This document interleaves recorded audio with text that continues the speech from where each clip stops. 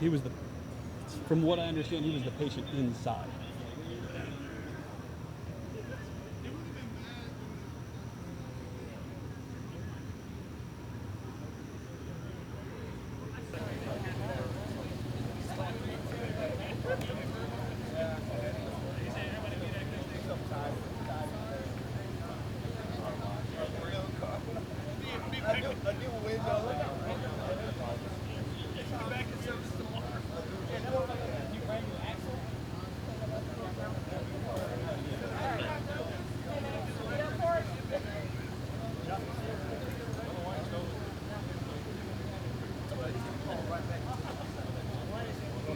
He was going 100 miles an hour on the loop.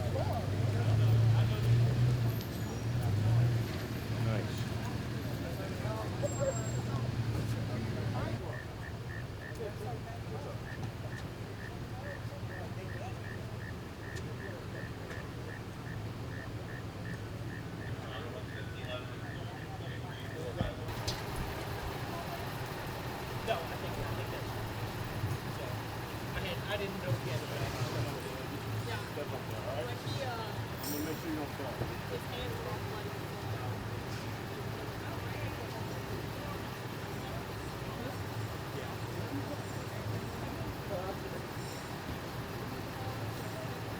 No, I worked. I got it.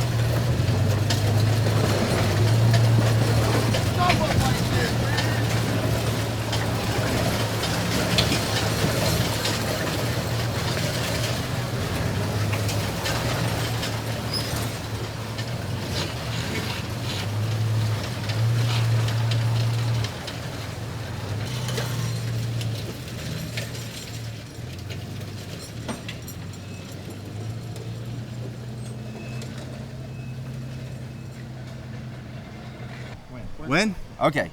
We're at 15600 Glen Trace right here where the chase ended. The original call dropped around 11:43 over in the medical complex close to Ben Taub and Memorial Hermann. So what we know right now is there was an ambulance that was parked at Memorial Hermann.